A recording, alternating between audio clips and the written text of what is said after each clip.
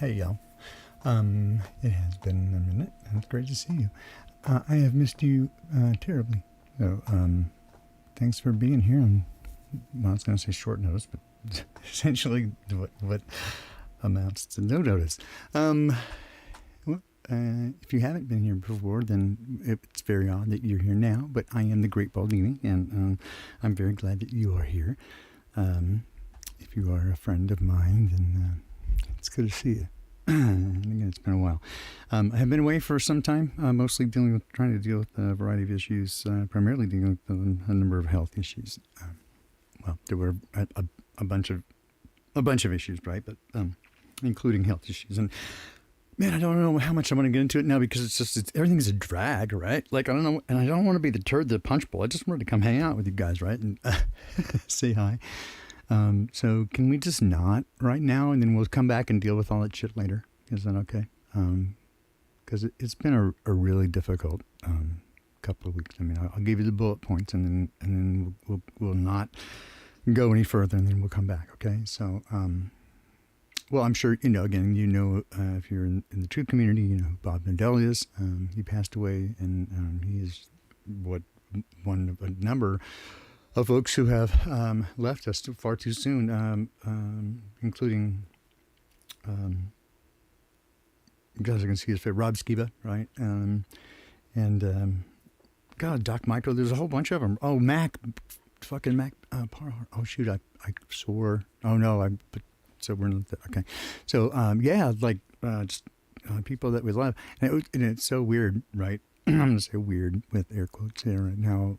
During the big scary pandemic that very few people that we knew left us. And then suddenly afterwards, there's a whole bunch of them. Like I would say an excess number, a very, very large number would appear to be. So, anyway, so yeah, so that's a weird thing. And including me. And so one of the things here I have to, I guess, probably add is... add is the my family, so nobody in my family had any issue with the jabber-Rooney, right, or any of that stuff like that. Nobody was confused by any of that. So, which was of a huge relief to me, right? So there was never any concern in that regard. So I go back to, just over a year ago, in October, I guess it was, would have been 2021. I'm sorry, I'm having trouble thinking right now. I'll explain to you why. Anyway, so my sister, my older sister, we lost her in a single car auto collision. And so obviously that's unexpected, right? You don't expect that. So that was, sadness for our family. And so we absorbed that. And this is, so I guess I'll back up a little further. If you've been following along with the program or the story, all the drama here, which I try to avoid at all costs, but here we are. In the last, 3 years, whatever, I've been fighting some sort of unknown illness, right? And trying to get some sort of diagnosis. And there seems like all kinds of crazy things going on, trying to figure out what's happening. And going through a variety of tests. And from my perspective, right, like most of you probably, right, I am not a big fan of the allopathic healthcare system. And you'll understand why that I really mean that, here in a moment. But in any case, but they do have access to all the good toys, right? And so here in Washington State, because of the kind of liberal policies here, they do make it easier to get insurance because I do not have an employer. I'm self-employed. I'm a contractor, and so makes it kind of weird. And so they give me a break on getting their little, Obamacare or whatever, which I probably wouldn't normally have bothered with or whatever, but they made it accessible so that I could use their toys, right? And they have all the good toys here in Seattle because they have all there is a large intelligence community here, which then comes with all the high-end imaging systems, and there's a lot of magnetic stuff and that sort of thing. And so they give me access to it, right? So and cheap access, and so then I can use the information, right, to make better informed decisions. I'm not going there to say give me the pill and fix me, right? Because I don't expect them to do that, and I don't trust them. And again, if I so we'll continue on. So I've had been fighting for about 3 years, and the basic symptoms are sort of intractable vomiting, right, but not connected to nausea, right? So there's no, it's not like you have seasick or anything like that. That's not how it presented. It's more like a cramp, a sudden cramp, like you're right. So I'd say like and maybe this makes more sense, and perhaps, and so this is now kind of a working theory that my wife and I have now, is that this is actually more closely related to, or at least potentially to, back surgery that I had 10 years ago, a little over 10 years ago. So I had a synovial cyst at L5S1, which is like a weakness in the wall of the synovial sac, or the sheath that surrounds your spinal column, right? And so it's like just a little soft spot in it, right? So it's kind of pooched out there, whatever. And in so doing, it happened to kind of bump up against, what is the ganglion nerve root there at L5S1. So it's like 30,000 nerve roots right there. So you kind of get the, I don't know, like the pain lottery or whatever, pinched nerve, 30,000 pinched nerves at once. And so it was a much more difficult process. And when they did it this time, they had to do a lumbar laminectomy. So in doing that, they cut through the whole the whole spinal column, right? But prior to that, because it is a nerve pain, so once they did an MRI and figured out what the problem was, they literally had me on, I thought it was like Thursday or Friday afternoon. They had me on the table 5:30 Monday morning, right? They just put it through insurance really fast and had me in there very quickly on the table.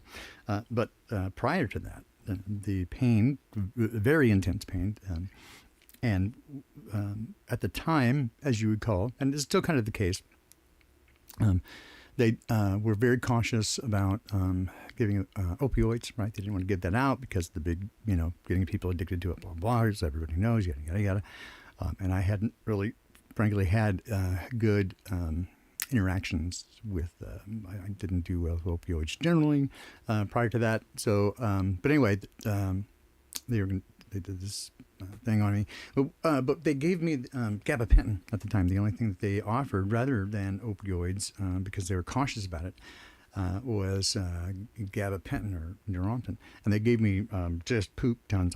Just like crazy amounts of it, and way, way, way off the charts. And I tolerated it pretty well, and it didn't seem at the time to have a lot of overwhelming or harmful side effects, and it did something, and it was the only thing that did something. So I continued to take really, really, really stupid high doses. So after the surgery, one of the interesting things, or I found it interesting, was that the fact that somebody had opened it up and cut into through the core musculature. It's like, no, I was not happy about that. And anybody that came even close to me, that came within my little circle of, closeness, it would jump, right, like on its own. And I had no control over it. It's like jump on. But one of the things that I noticed, I guess I'm rambling here, but one of the things that I noticed with the high doses of the gabapentin was a little tick developed, right? It's like a little a movement, an unwanted movement, little Parkinson's thing or whatever, sort of like a dime store, Michael J. Fox, something like that. So I noticed at the time, due to taking a bunch of it, I noticed at the time I was cautious. I noticed some what I would call changes in my personality, something like that. I noticed in the way I would write was sometimes different, that sort of thing. But I should have been terrified, and I also found it interesting that I wasn't terrified. I was just fascinated by it. So anyway, so that's the thing that happened, right? And then there was a whole bunch of other stuff that happened post-surgery that didn't go well. Beyond that, moving now forward, so now about 3 years ago, this is when I began to have symptoms that it wasn't nausea. It was just like this cramp, right? But it's like this tick almost. It's like a involuntary, but there and specific to it. And here's the really, really strange part, right? Seemed to be connected to the vagus nerve, right? Because sometimes there would be just this sneezing fit that would be right in the middle of the vomiting thing. It was very terrible and horrifying, and I hated it very much. And so, but they're connected, right? And there's a connection there, but it's very strange, very, very, very strange things. So we've been looking for about 3 years for exactly the cause of this intractable vomiting. So began by looking, perhaps like cyclical vomiting syndrome, something like that, looking for a variety of factors.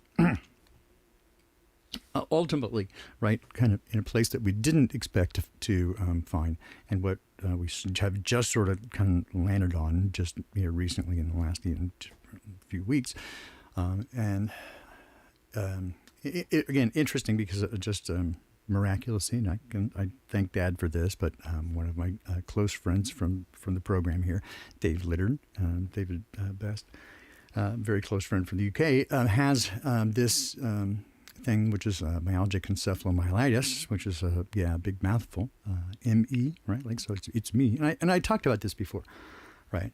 This and kind of what it is, and it deals much of it with the myelin, right, which is the sheath that surrounds the nerves. And so so let me then come back, and then so I'll go. Okay, so then I lost my sister in a car accident, and then her daughter, my niece, a year later.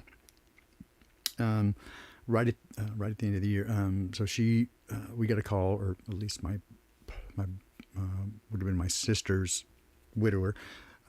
He got a call from the police in Detroit, and again, the last I talked to her, Angela, she was in Arizona. Anyway, she wound up dead in a ditch in Detroit, right? So obviously tragedy there. I've got no idea what's happening there. She, I'm sure she made some interesting choices, and by interesting, I mean bad, but, this happened right as, my mom was going in. Last I saw her, she came with my dad and my brother up to visit, and I how it is when you haven't seen people for a while. When you see them all the time, there's a kind of, it's gradual, and so you don't really notice, but if you don't see them for a while, it's kind of sometimes shocking. Wow, she did seem considerably more frail than she had before. And she had been fighting with the allopathic medical system for a while. And again, they wouldn't really listen to her, right? She was better tuned into her, locked in this eternal battle with her doctors. And so just at the moment that we got the bad news about my niece, Angela.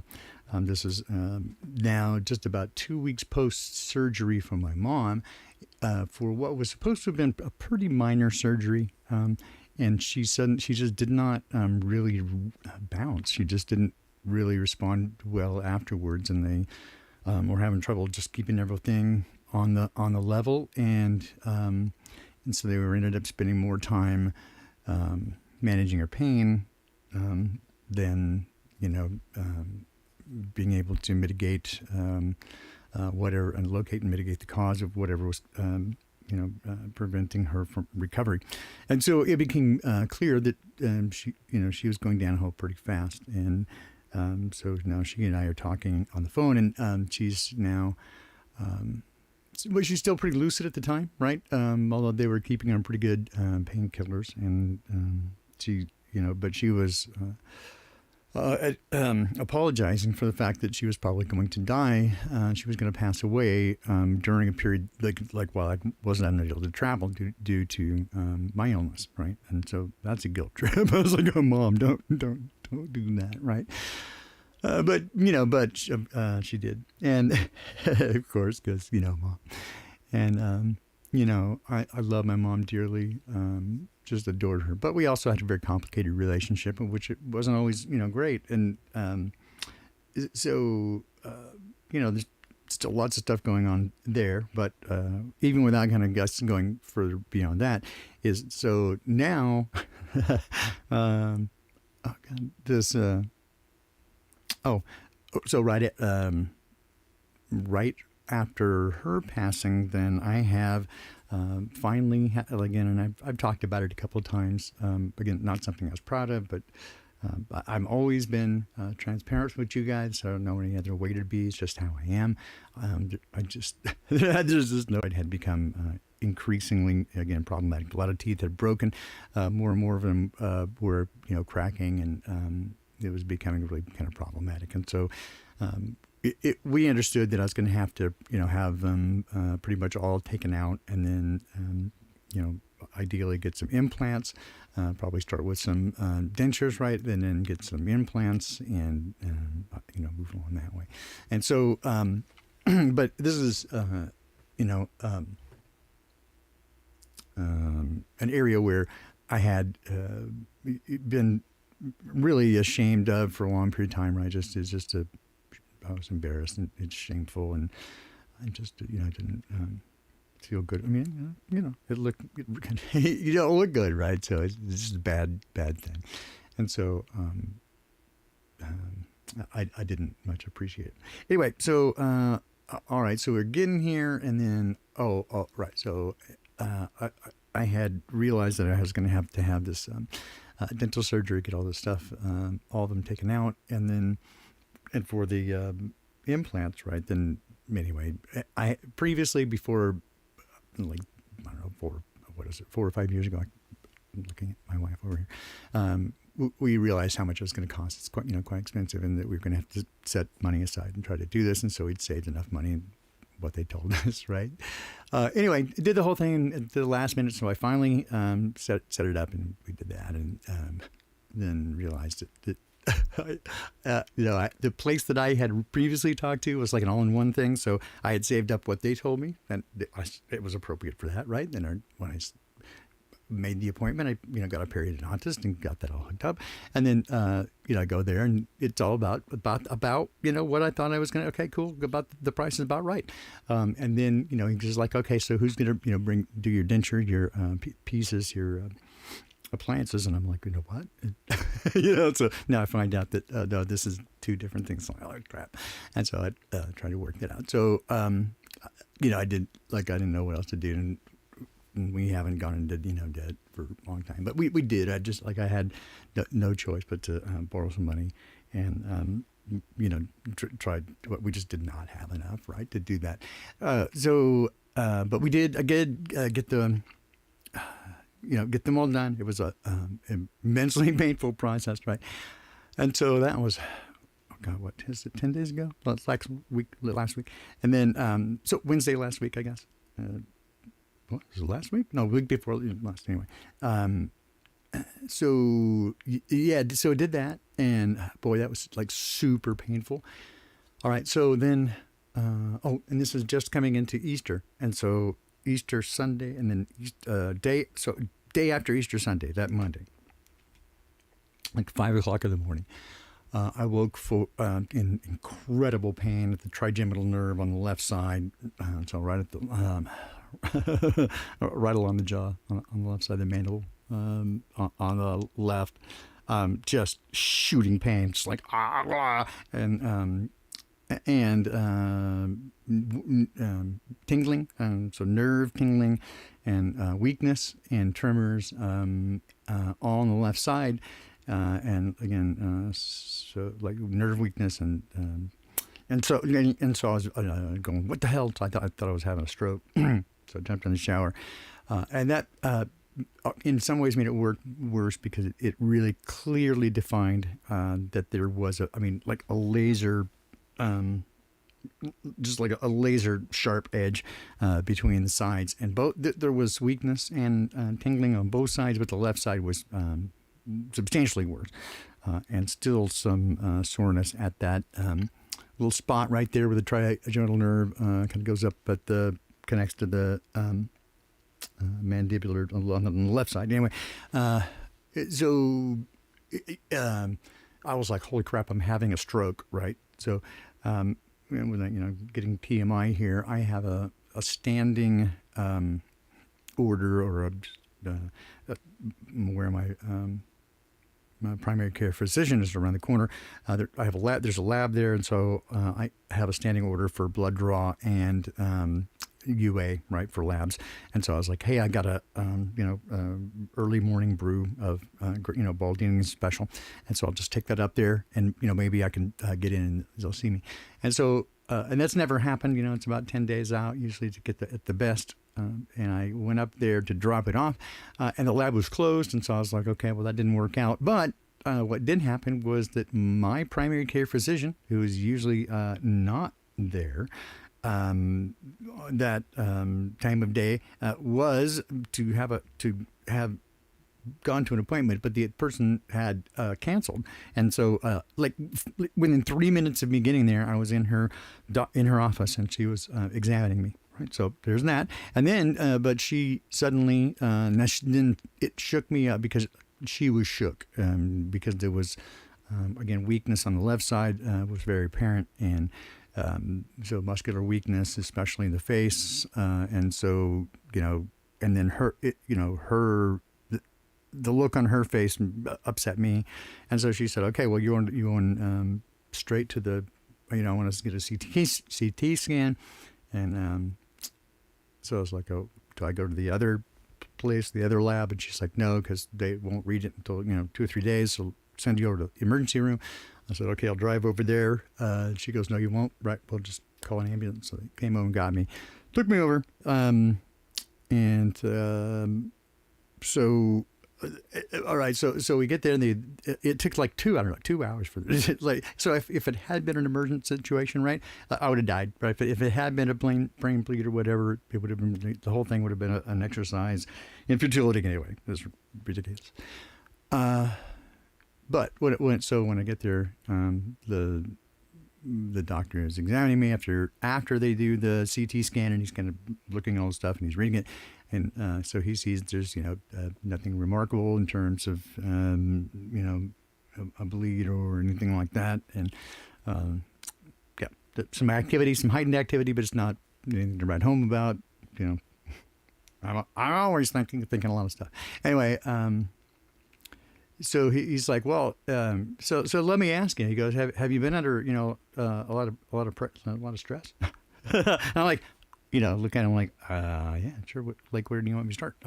So I lost my sister and my niece and my mom within about a year but weeks if you count it like that. But almost right away, boom, boom, like with that. And then, this diagnosis thing. Oh, and then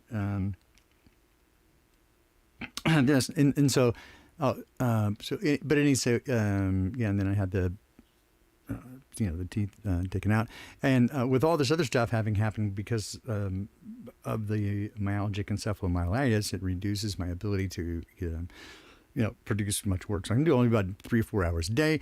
As a result, there's been a lot, obviously a lot of stress and pressure at work because I'm not able to perform the way that I have been previously. Blah blah blah. Right, all that stuff. So obviously that reduces our income and yada yada yada. And so I just keep my head down and try to keep going, and I trust Dad, and so that's how that goes. So in any case, he goes, anyways, he looks at me, he's like, his eyes, he's all teeth and eyeballs, he's looking at me, he's like, what? Like, okay, you can stop now, right? And I'm like, yeah, that's like this week. What the fuck are you talking about? Like, this is like, this is my life. So he says, yeah, okay, right. Here's your diagnosis, right? And And the thing is, and I'll tell you about it, but the thing is that I had been going for 3 years trying to get the other diagnosis right, and which is a complex neurological complex neurological condition. The other one, myalgic encephalomyelitis, is complex neurological degenerative condition. Blah blah. And takes a while to get there because there's so much stuff, and there's no test for it. Anyway, I realize I'm talking very fast and manic, and I'm sorry, that's just kind of the way that it is right now. So what happened here is I didn't get you. What I've missed here is in telling you. So not just the dividing thing between the left and the right with the weakness, but bad tremors. Okay, so tremors like you're in the like you jumped in ice water that's so cold that you can't move, right, and you're just shivering, right, or you're so scared, if you're scared of heights and you're so scared and you just like kind of lock up, but you're just shaking, right, kind of like that. It's frankly, it's going to look a lot like Parkinson's, right? I broke, right? That's what happened. I'll fill you in. I did exceed manufacturer's specifications, unfortunately.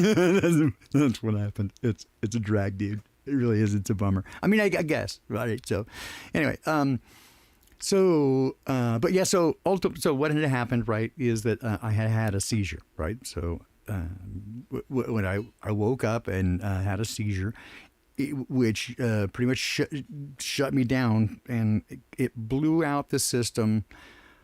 And this is kind of difficult to explain and I don't want to overwhelm you. And I didn't do any research paper to show you guys or anything. We'll talk about it later because honestly, this is all very new. In fact, right now my neurologist is out of town for another 8 or 9 days anyway. So there's no. I can't do much more really beyond that without the neurologist with which I've been working before. So there's, I don't know, some path there, but I'll give you what I have, right? And just kind of, we'll it is what it is, right? So anyway,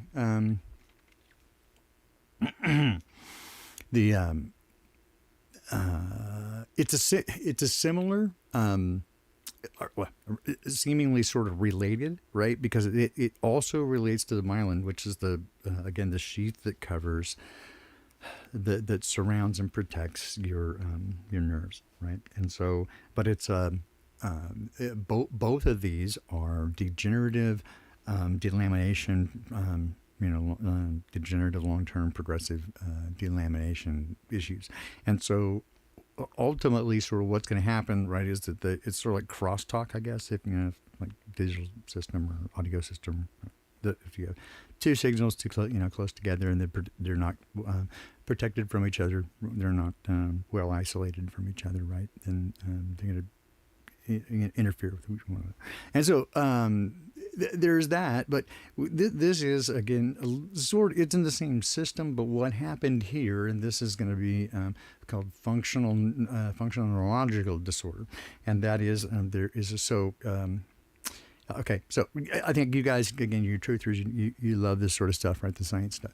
So in the eyes, there's the little kind of jitter thing, right? And that is this constant motion that sort of keeps your eyes in a gimbal, so that you don't kind of get sick, right? And so it also keeps your eyes oriented and keeps them together and gives you that sense of field of vision. And so when you drink or get high or whatever, it sort of slows that process down such that, usually, it happens real light and you don't normally see it, but when you get high or whatever, that it slows you down and it's very easy to see. And so cops can look at you and go, you're having a little fun, a little too much fun there. And that's how that looks. Well, all right. So everybody has a little this tremulous function, right? And you can see it at particular times. If, for example, if you're about to go up and give a speech, and you're very nervous and you're going to shake, right? Your knees kind of shake and your hands shake or whatever. It's that same system, right? It's the same system. But in this case, what the cause is, or the functional part, right, is that the governor. So everybody has it. Everybody has a little bit of it, and then at times it goes more. Right, when you get really scared or whatever, it kicks in more when you're really cold or these different conditions. It gets so. There you go. And then what's happened is under certain conditions. And here we go, you guys, and you guys, I can see you already beat me to the punch. You already know what's going to happen, right? Is I exceeded the manufacturer's design, functional load. So it is. I popped a cork, right? But I blew the governor off. And if you take a look really at shell shock, right, from like World War I, the guys specifically who have the tremulous hands and they're unable to kind of manage that. That is very much what it looks like, right? And then really the first day it looked like that, and I was terrified, dude. I was like freaking out. Now, one of the things is that awareness of it really mitigates it a lot. So finding out that it's what it is, right? Then you're not gonna probably die right then, or you're like stroking out in that very moment, like because you can't walk and you can't move. You like, bleh. And one of the worst ones. In fact, if you look it up, like one of the top effects of all these things, the variety of symptoms is blindness, and the blindness, the way it presents is that's sort of that blind spot, right? Except for there's just nothing there, and it doesn't resolve, and so it takes a moment where there's nothing. And what's worse, and so you get these moments where you get these tremors, and the tremors are worse in some place, whatever. Sometimes in your hands or your knees, all of a sudden, whatever. And if it hits you, so these are the worst ones. If it hits you in your eyes, you just don't see for a moment. It's like the gray space, like because your eyes just go, oh, and you don't see. And then the other one, and this is the one that's really,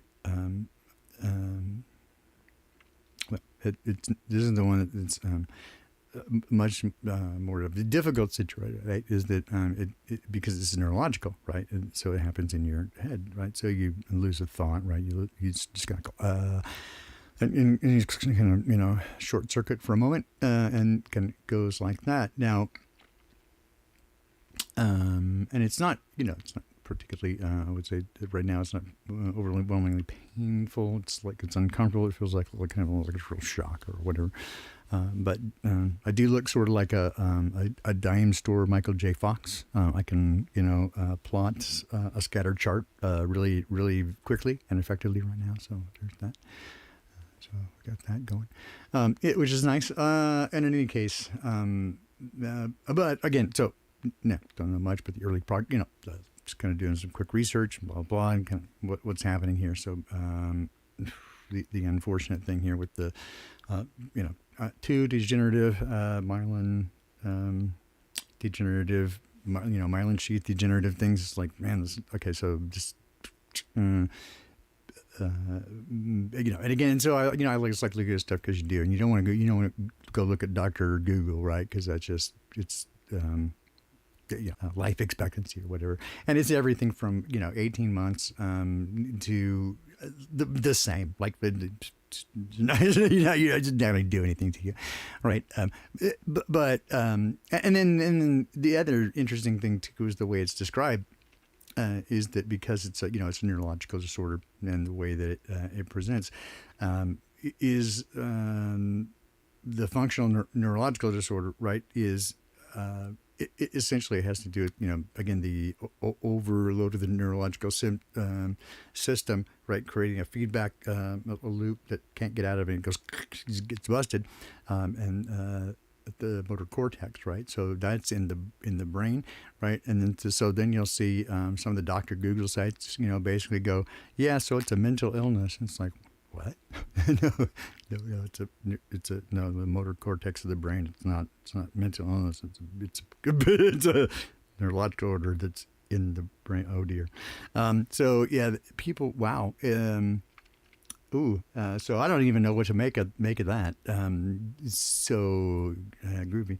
Anyway, so again, I'm not going to get over too too excited. Although, immediately almost came and was like the tremor thing, right? So if I show you the tremor thing, right? If I hold hold the hand in a certain position, then there are certain positions that obviously would starts worse. It's worse than others or whatever, and so it will immediately start, and then the amplitude begins to increase, and it just like it's out of control, and again, I just like can't even goes wild, and it's pretty sad. So I mean, so there are things like immediately like I can't. I can't do anything in the kitchen because my knives are really sharp, and it would be really dangerous. I can get I had to go to a cane right away. So and I can't safely drive because I can't see there. So the two things, right? There's a space where I can't see for a minute, but also again, there's kind of that stopping for a moment, or kind of go. And the probably the worst part is seeing what the early prognosis stuff sharing with some people is like I don't want to talk about it because people I talk to about looking in their face, they look so fucking grim, like it's scary, man. It's like looking in their face and they're just they're sad, right? Well, I'm like, okay, so let's say, okay, worst case scenario, right? Worst case scenario, right? If it's like, takes you out 2 years or 18 months or whatever it is, short time, because basically short-term project thing is that you just you lose control, and worse is kind of lose your mind a little bit, right? Because you. Anyway, yeah. So and then click. So okay, all right. So look, you go. Okay, everybody's like, okay, that sucks, whatever. But so think about it this way, right? Everybody dies, right? Everybody's gonna die. Nobody here gets out alive. And so, and most people don't know when it's gonna happen, right? And so, if you, so maybe it's a gift, right? So maybe. It's an opportunity for me to figure out something in between and go, hey, it's it's cool, and I can spend some time with some people that I love and wrap up some if I feel unfinished business or whatever, and it's a gift. Why not? Why not see it that way instead? And maybe right, maybe I've had some manic thoughts in between because it does. Again, it does have an effect. So I spend some time or whatever, but, and I've always been, sort of stream of consciousness, like whatever, blah, blah, blah. And I'm having to kind of struggle a little bit with that sometimes to kind of bring it back together. And, I need to tighten that up. But again, maybe, opportunity to, take a fucking moonshot. I don't believe that. Obviously, it's just an expression. But to just take it change the world a little bit, right, on the way out. So, and if that's possible, then super duper, right? So, maybe, right? And I trust Dad, right, with all of it. So, if it is. If he's got me either way, right? So there you go. And so I promise that I will keep you guys. I will be honest about what I know when I know it. I will not be dishonest with you about it. So far I've told you what I know, which is not much, right? And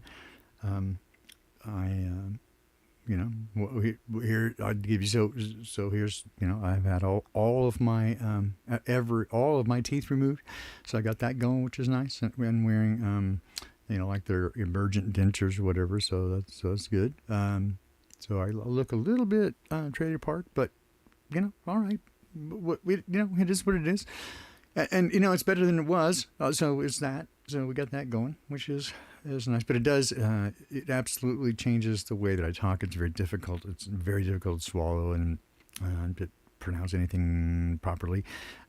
Obviously I can't chew anything right now because I've just had major surgery and everything everything cut out there. Right? So it's hard, right? It's a difficult deal right now. But there's no point in complaining because it wouldn't improve the situation, right? So and that's not my point being here. It's other than it's just I honestly I missed you guys, and I've become much more philosophical in the last 8 or 9 days since all this happened, right? So basically TLDR, if you just joined, 3 days post-operative after having all my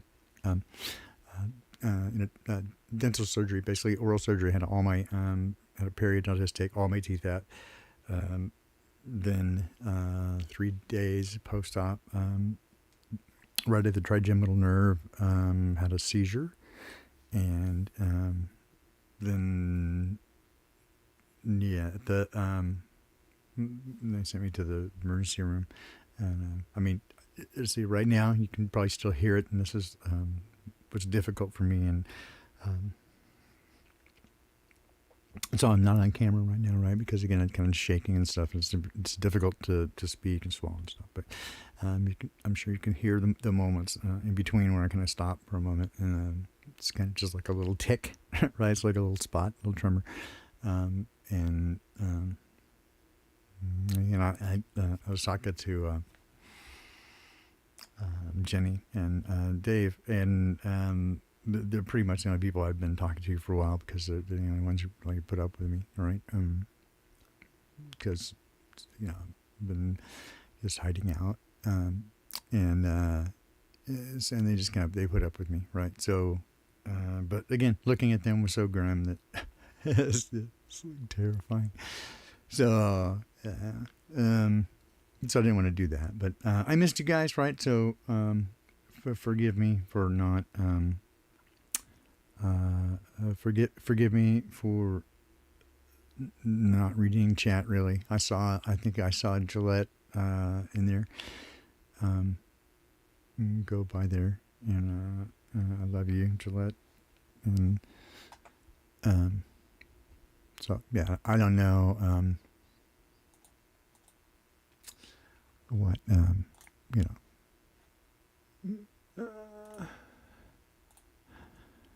again, so I know nothing other than, if you bug me, like if you were to call me and like, don't get up my butt, because I don't know anything, right? Like other than what I do know, right? There are some things I don't know anything other than the things I know, which is, but it's the things that I do know don't. It's so it can go so one way or the other that it doesn't. It doesn't. Yeah.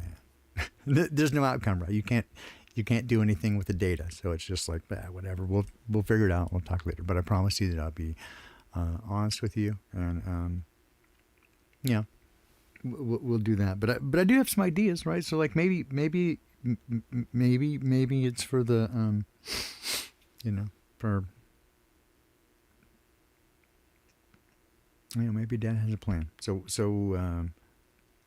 we'll talk to him about that. All right. So nothing is nothing's set in stone yet, right? So anyway, well we'll get back here with that. So you guys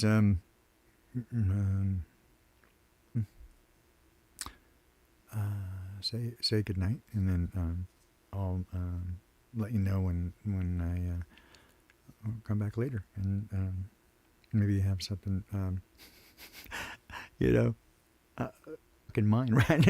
It's so depressing. Oh dear. Anyway, but I have missed you guys, and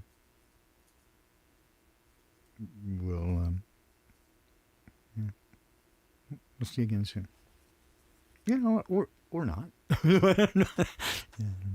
All right. Take care, guys. Be well.